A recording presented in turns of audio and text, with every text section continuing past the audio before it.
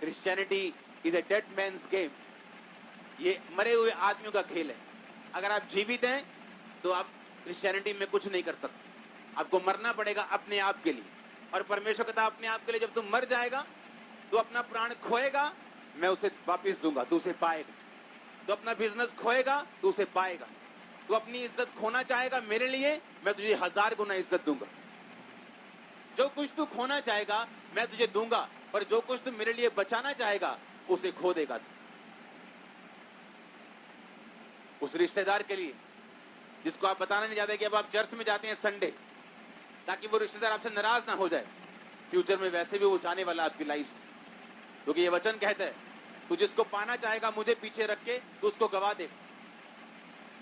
अगर आप परवाह नहीं करेंगे, खुल के कहेंगे, परमेश्वर के नाम का अंगीकार करेंगे, तो परमेश्वर ने कहा तू उन्हें पाएगा, वो तेरे पीछे पीछे रहेंगे। और इसलिए परमेश्वर ने आपको चुना, हाँ या ना? अगर आप बाइबल ध्यान से पढ़ें, जब हम दानियेल की पुस्तक पढ़ते हैं उसका 12 अध्याय, तो उसमें लिखा है उसी समय मिकाएल नामक एक बड़ा प्रधान, वह तेरे जाति भाइयों का पक्ष करने को खड़ा रहता है, वह उठेगा और तब ऐसे संकट का समय होगा जो किसी जाति के उत्पन्न होने के समय से लेकर अब तक नहीं हुआ ना होगा, परंतु उस समय तेरे लोगों में से जितनों के नाम परमेश्वर की पुस्तक में लिखे हुए हैं वो बच निकलेंगे। ये सारा जितना भी आप पूरे दानियेल 12 बाब को पढ़ते हैं, 4 आयत को मैं पढ़ता हूं, परंतु हे दानियेल तू इस पुस्तक पर मोहर करके इन वचनों को अंत समय के लिए बंद रख। बहुत से लोग पूछताछ और ढूंढ डांड करेंगे और इससे ज्ञान बढ़ जाएगा। आज आप जानते हैं यीशु मसीह आएगा हमें बादलों में लेने के लिए। आज आप जानते हैं शैतान को बांध दिया जाएगा, क्योंकि आपने प्रकाशित वाक्य पढ़ा है या आपने वचनों को सुने। उस टाइम दानियेल के पास प्रकाशित वाक्य नहीं था, उस टाइम यीशु मसीह का जन्म नहीं हुआ था, और उस टाइम परमेश्वर का दूत जो है, परमेश्वर दर्शन में दानियेल को बता रहे हैं कि अंत के दिनों में क्या होगा, कि अंत के दिनों में लोगों के लिए उद्धार लेना मुश्किल होगा। क्यों? आपको मैंने एक बात बताई थी कि अब जो उद्धार की नदी बह रही है, आज तक जब से दुनिया बनी आज तक कभी नहीं बही जो अब बह रही है। पता है क्यों? क्योंकि कृपा का टाइम है, मर्सी का टाइम है। आपके लिए यीशु मसीह को मानना आसान है।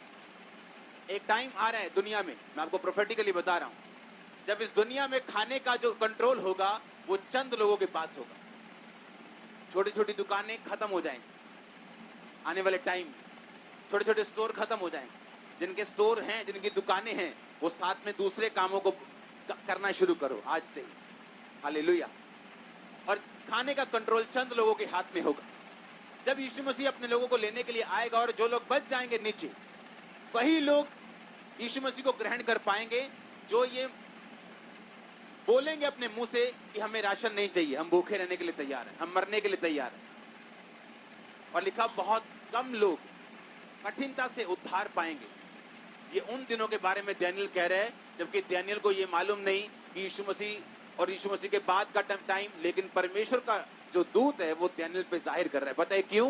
क्योंकि दानियेल अपने आप में एक मरा हुआ इंसान था, उसकी कोई फैमिली लाइफ नहीं थी। अगर आप दानियेल को देखो तो, क्योंकि अपने घर से वो उठा लिया गया था, क्योंकि राजा ने कहा जितने जितने राजा के वंशज बच्चे हैं उन सबको उठा लो।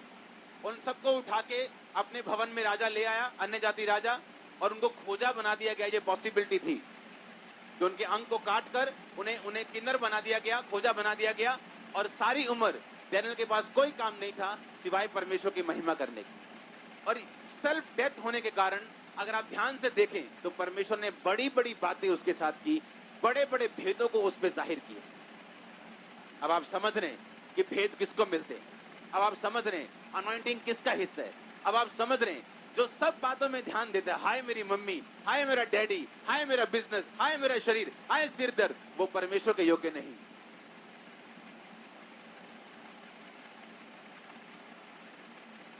आज लोग बड़े काम करना चाहते हैं, इतनी सी मुसीबत वो झेल नहीं सकते। इतने कूले हैं, इतने सॉफ्ट हैं आत्मा में, जबकि वो भूल जाते हैं कि किनको भेद मिले। मूसा को 40 दिन 40 रात परमेश्वर के साथ भवन में, किसको भेद मिल रहे हैं? दानियेल को, जो अपने घर से दूर है, परिवार से दूर है, अपना कोई बच्चा नहीं, अपनी कोई वाइफ नहीं, सारा दिन सुबह यहोवा, दोपहर को यहोवा, रात को यहोवा, दिन में 3 बार रोज दुख हो सुख हो परमेश्वर का थैंक्स करने के लिए जाता है और परमेश्वर उसको भेद दे रहा है बड़े बड़े।